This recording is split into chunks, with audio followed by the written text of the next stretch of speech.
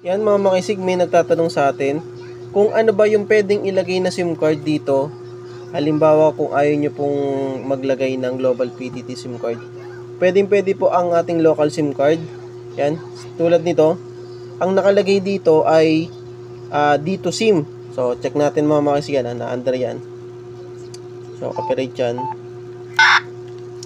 So check natin, buhayin, patayin natin at pakita ko sa inyo kung dito SIM ngayon nakalagay sa kanya. So pwede sa kanya mga makisig ay kahit anong SIM card, Globe, Talk and Text, TM or Smart. Yan. Pwede din tong dito SIM mga makisig. So check natin, pakita ko po sa inyo. So yan. Mapapansin nyo dito SIM yan.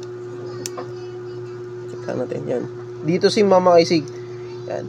Kaya pagka local SIM card ang ilalagay nyo sa ating Global PTT, basta't may data siya na load, all goods na yun mga makisig. Kaya siya tinawag na Global PTT mga makisig.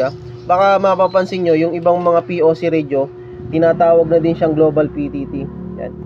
So ito Global PTT siya mga makisig kasi ang platform niya is Global PTT. Baka